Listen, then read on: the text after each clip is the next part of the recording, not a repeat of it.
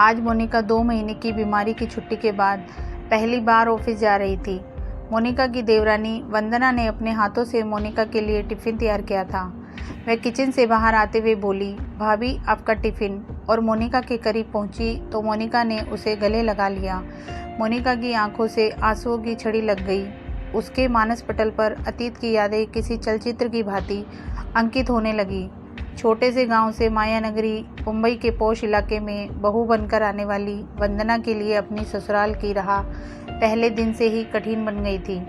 शादी के बाद अपनी इकलौती जेठानी के पैर छूने के लिए झुकी तो मोनिका पीछे हटते हुए बोली, ओह व्हाट इज दिस, ये किस ज़माने में जी रही हो गंवार कहीं की। आजकल कोई पैर छूता है क्या? यह हाईटेक युग है। हाय हेलो और हक करने का ज़माना है। लगता है ये लड़की एजुकेटेड भी नहीं है। फिर तो भाभी से गले मिल लो वंदना, अजीत ने हंसते हुए कहा। वंदना आगे बढ़ी तो मोनिका ने नाक सिकोड़ते हुए कहा, बस बस दूर से ही नमस्कार कर दो, मैं मान लूँगी। वंदना दोनों हाथ जोड़कर नमस्कार कर आगे बढ़ गई थी। शादी के पहले दिन से ही जेठानी मोनिका का पारा 7वें आसमान पर चढ़ा हुआ था। हाईटेक सिटी मुंबई की गलियों में बचपन बिताने वाली मोनिका को किसी ठेठ गांव की लड़की बतौर अपनी देवरानी कतई पसंद नहीं थी। मोनिका ने अपने देवर अजीत की शादी अपने मामा की इकलौती बेटी लवलीना से करवाने के लिए बहुत हाथ पैर मारे थे, परंतु अजीत ने उसकी एक ना सुनी थी। लवलीना मॉडलिंग करती थी और शहर के स्थानीय फैशन शोज़ में नियमित रूप से शरीक होती थी। फैशन शोज़ के लिए वह देश के अन्य शहरों में भी अक्सर जाती थी। लवलीना का ताल्लुक हाई फाई सोसाइटी से था। जुहू स्कीम इलाके में स्टार बेटे बेटियों के साथ स्वच्छंद जीवन का लुत्फ उठाने वाली लवलीना फिल्मों में भी अपना नसीब आजमा रही थी। मोनिका किटी पार्टियां, शॉपिंग व पिकनिक की ज़बरदस्त शौकीन थी। वह चाहती थी कि उसके परिवार में ऐसी ही कोई मोड़ लड़की आए ताकि जेठानी देवरानी से में बेहतर तालमेल बना रहे। परंतु जब अजीत ने देहाती लड़की से विवाह कर लिया तो मोनिका के तमाम ख्वाब पत्थर से टकराए शीशे की भांति टूटकर चकनाचूर हो गए। वह जल भुन कर रह गई। अजीत मेडिकल का छात्र था। जब वह MBBS के अंतिम वर्ष में स्टडी कर रहा था तब अपने मित्र सुमित के विवाह में शरीक होने उसके गांव गया था। वह पहली बार किसी गांव में गया था। पर्वतों की तलहटी में बसे इस गांव के प्राकृतिक सौंदर्य को देखकर अभिजीत को पहली नज़र में ही इस गांव से प्यार हो गया था। गांव के चारों ओर आच्छादित हरियाली, दूर दूर तक लहराते हरे भरे खेत, खेतों में फुदकती चिड़िया, हरे भरे घने वृक्षों पर कलरव करते विहंग और उनकी छाँव में नृत्य करते मोर, अमराइयों में कूकती कोयल आदि ने अजीत को इतना प्रभावित किया कि वह शादी के बाद भी कई दिनों तक अपने दोस्त के घर पर ही रुक गया था।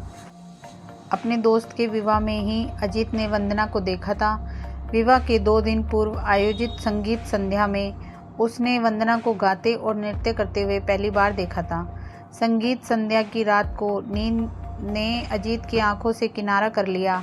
रात भर उसकी आंखों के सामने वंदना का चेहरा ही घूम रहा था। उसे लगा कि अब उसकी तलाश पूरी हो गई है।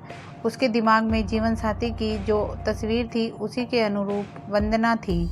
सुमित के विवाह के बाद अजीत ने वंदना के बारे में छानबीन शुरू कर दी थी। उसने प्रवीण के पिता शिवशंकर प्रसाद से इस बारे में पूछा तो उन्होंने बताया, बेटा वंदना पंडित राम प्रसाद की ज्येष्ठ कन्या है। वह सेवानिवृत्त अध्यापक हैं जो 2 वर्ष पहले ही सेवानिवृत्त हुए हैं। घर की गरीबी के कारण वंदना ने कक्षा 10वीं उत्तीर्ण कर स्कूल को अलविदा कह दिया था। वंदना मेरी गोद में खेली है। लड़की बहुत ही संस्कारित, सुशील और बुद्धिमान है। वंदना की आवाज़ बहुत ही मीठी व सुरीली है। वह बहुत अच्छा गाती है। प्रवीण के विवाह में संगीत संध्या में तुमने वंदना के गीत सुने होंगे। अजीत, एक बात मैं तुम्हें यह बताना चाहूँगा कि वंदना के विवाह की चिंता ने राम प्रसाद की नींद हराम कर दी है। उनकी बिरादरी के कई लोग वंदना को देखने आते हैं पर दहेज पर आकर बात फिसल जाती है। वंदना से छोटी एक और बहन है, उसके हाथ भी पीले करने हैं। गत वर्ष पंडित जी की पत्नी का अल्पावधि बीमारी के बाद आकस्मिक निधन हो गया था। उन्होंने इलाज में पैसे पानी की तरह बहाया पर उसे बचा ना सके। पंडित जी की पत्नी का निधन क्या हुआ, इस परिवार की रीढ़ की हड्डी ही टूट गई। शिवशंकर प्रसाद ने अजीत के कंधे पर हाथ रखते हुए कहा, बेटा अजीत, पंडित जी मेरे बहुत अच्छे मित्र हैं। उनकी दोनों बेटियां सुंदर, सुशील और सुसंस्कारित हैं। अगर वंदना तुम्हें पसंद है तो वह अपना जीवन साथी बनाना चाहते हो तो मुझे पंडित जी से बात करने में प्रसन्नता होगी। शिवशंकर प्रसाद की बातों से अजीत के मन में लड्डू फूट रहे थे। वह जल्दी से जल्दी मुंबई जाकर इस संबंध में अपने माता पिता से बात करना चाहता था। शिवशंकर ने अल्प विराम के बाद कहा, बेटा, कोई निर्णय लेने से पहले अपने माता पिता से एक बात जरूर कर लेना। हो सके तो उन्हें एक बार यहाँ ले कर आना। जरूर अंकल, मैं कोई निर्णय लेने से पूर्व माता पिता से जरूर बात करूँगा और मुझे पूरा विश्वास है कि मेरी पसंद ही मेरे माता पिता की पसंद होगी। अंकल, वंदना तो मुझे पहली नज़र में ही पसंद आ गई है। मैं ऐसी ही लड़की को अपनी जीवन संगिनी बनाना चाहता हूँ, जिसका मन स्वच्छ कांच की तरह पारदर्शक हो, जिसके आर पार सहज देखा जा सकता है। वंदना का मन ताल के स्वच्छ जल की तरह निर्मल है, जिसके भीतर सहजता से झांक कर तल को देखा जा सकता है। अंकल, सुमित के विवाह के दौरान हमारी कई बार मुलाकातें हो चुकी हैं। मैं कल ही मुंबई जा रहा हूँ। आप चाहे तो वंदना के पापा से बात कर सकते हैं। अजीत उत्साहित होकर बोल रहा था। ठीक है, मैं कल ही पंडित जी से बात कर लेता हूँ, शिवशंकर ने कहा। अजीत ने मुंबई पहुंचकर अपने मम्मी पापा और भैया भाभी से इस बारे में बात की तो मोनिका भाभी क्रोधित हो गई। उन्होंने नाराज़गी व्यक्त करते हुए कहा, अरे अजीत, मैंने तो लवलीना से तुम्हारे लिए बात कर रखी है। मुंबई जैसे शहर में गांव की अशिक्षित और गंवार लड़की लाकर समाज में हमारी नाक कटवाओगे क्या? अरे भाभी, मैंने तो आपसे पहले ही कह दिया था कि मुझे लवलीना पसंद नहीं है। मेरी और उसकी सोच में ज़मीन आसमान का अंतर है। भाभी, मैं सीधा साधा लड़का हूँ, जबकि लवलीना हाई फाई। अजीत मुस्कुराते हुए और कुछ कहने जा रहा था, मगर मोनिका ने अजीत की बात काटते हुए कहा, क्या बुराई है लवलीना में? दिखने में किसी हीरोइन से कम नहीं है। अच्छी पढ़ी लिखी है, ऊंचे खानदान की है, हाई सोसाइटी से ताल्लुक़ रखती है। भैया, तुम्हें ऐसी लड़की दिन में चिराग लेकर ढूंढने से भी नहीं मिलेगी। कहते हुए मोनिका मुंह फुलाकर बैठक में चली गई। अरे भाई, उसे अपनी पसंद की लड़की से शादी करने दो ना। तुम अपनी पसंद उस पर क्यों थोप रही हो? अजीत के बड़े भाई रोहन ने मोनिका को समझाते हुए कहा। लेकिन तब तक मोनिका अपने कमरे में जा चुकी थी। 2 ही दिनों बाद अजीत अपने माता पिता को लेकर वंदना के गांव पहुंच गया। वंदना सभी को पसंद आ गई। अजीत की मम्मी ने तो वंदना के हाथ में शगुन भी दे दिया। चट मंगनी और पट विवाह हो गया। मोनिका की नाराज़गी के बावजूद वंदना इस घर की बहू बनकर आ गई। वंदना को विवाह के पहले दिन से ही अपनी जेठानी मोनिका की नाराज़गी का शिकार होना पड़ा था।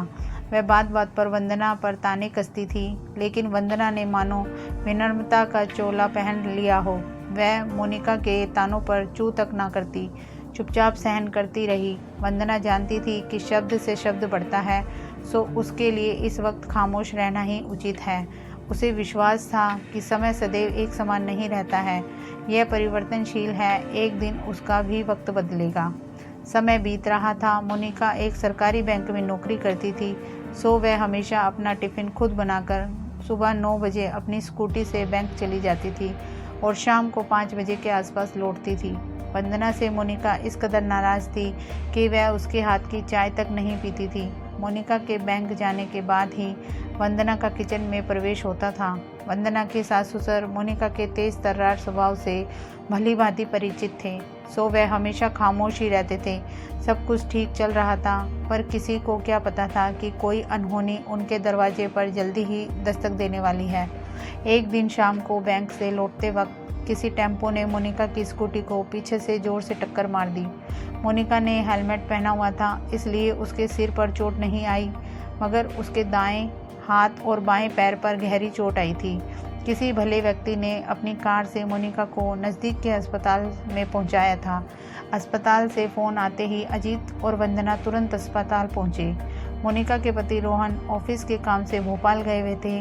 अजीत ने देखा कि मोनिका आईसीयू में है। डॉक्टर ने बताया कि वह अभी बेहोशी की अवस्था में है, कुछ देर में उन्हें होश आ जाएगा। हेलमेट की वजह से उनके सिर में कोई चोट नहीं आई, मगर वह घबरा कर बेहोश हो गई हैं। उसके हाथ और पैर गहरी चोट लगी है, फ्रैक्चर भी हो सकता है। एक्सरे रिपोर्ट आने के बाद पता चल जाएगा। कुछ ही देर में मोनिका को होश आ गया। डॉक्टर ने अजीत को इशारे से अंदर बुलाया। अजीत ने मोनिका को बताया कि वह बिल्कुल ना घबराए। उनके हाथ और पैर में ही चोट लगी है, सिर में कहीं चोट नहीं आई है। एक्सरे से मालूम पड़ जाएगा कि फ्रैक्चर है या नहीं। कुछ ही देर बाद डॉक्टर ने एक्सरे देखकर अजीत को बताया कि मोनिका के दाएं हाथ और बाएं पैर में फ्रैक्चर है। उन्हें करीब 1 सप्ताह अस्पताल में रहना पड़ेगा। अजीत ने फ़ोन द्वारा रोहन को घटना की जानकारी दे दी। करीब 2 सप्ताह के बाद मोनिका को अस्पताल से छुट्टी मिली। अजीत और वंदना के साथ मोनिका घर पर आ गई। घर के दरवाजे पर मोनिका को रोककर वंदना ने कहा, भाभी, अब तुम अपने लिए पानी का गिलास तक नहीं भरोगी। डॉक्टर ने वैसे भी आपको पूरे 2 महीने आराम करने की सलाह दी है। फिर आपके एक हाथ और एक पैर पर प्लास्टर चढ़ा है, सो आपको अब आराम की सख्त ज़रूरत है। आज से आपको मुझे कोई भी और किसी प्रकार का काम करने के लिए कहने में कोई संकोच नहीं करोगी, ऐसा मुझसे वादा करो, तभी आपको मैं घर में अंदर आने दूंगी।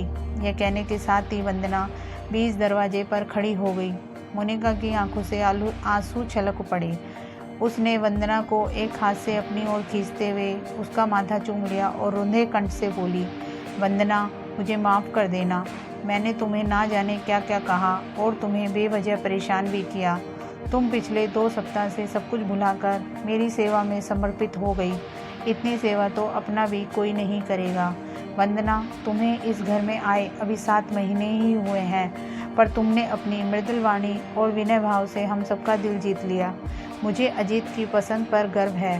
वंदना, तुम्हारे बर्ताव से एक बात मेरी समझ में आ गई कि गांव की लड़की अशिक्षित हो सकती है मगर असंस्कारित नहीं। तुम पारिवारिक एटिकेट्स की जीती जागती मूर्त हो। वंदना, प्लीज़ पहले तुम मुझे माफ़ कर दो, तो ही मैं घर में प्रवेश करूंगी। भाभी, आप बड़ी बहन के समान हैं, जिसे अपनी छोटी बहन को डांटने और फटकारने का हक होता है ना। फिर भला मुझे क्यों बुरा लगेगा। आप माफ़ी की बात करके मुझे शर्मिंदा ना करें, यह तो आपका विनय है भाभी। कहते हुए वंदना ने अपनी जेठानी को बाहों में भर लिया। अरे भाई, देवरानी और जेठानी की डायलॉगबाजी ख़त्म हो गई हो तो हम अंदर चलें क्या? मुझे और अजीत को ज़ोर से भूख लगी है। दरवाजे के बाहर खड़े रोहन ने अजीत की ओर देखकर मुस्कुराते हुए कहा, हाँ हाँ भाई साहब, ख़त्म हो गई हमारी डायलॉगबाजी। आप सब भीतर आइए, मैं भाभी को अपने कमरे में बिठाकर आप सभी के लिए चाय नाश्ता बनाती हूँ। कहते हुए वंदना ने अपने दोनों हाथ मोनिका की तरफ बढ़ा दिए, जिन्हें उसने कसकर पकड़ लिया और धीरे धीरे वंदना का सहारा लेते हुए अपने कमरे की ओर बढ़ने लगी। अरे भाभी, आप कहाँ खो गई हो? अब तो मेरा हाथ छोड़ो ना। आपने कब से इसे कसकर पकड़ रखा है? आपको बैंक जाने में देर हो रही है। वंदना ने कहा। ओह सॉरी वंदना, मैं तो अतीत में पहुंच गई थी। कहते हुए मोनिका ने वंदना के हाथ से टिफ़िन लिया और अपने पति रोहन के साथ धीरे धीरे सीढ़ियों से उतरने लगी। दोस्तों, कहानी पसंद आई हो तो इसे लाइक कीजिए, शेयर कीजिए और मेरे चैनल को सब्सक्राइब कीजिए। Thank you.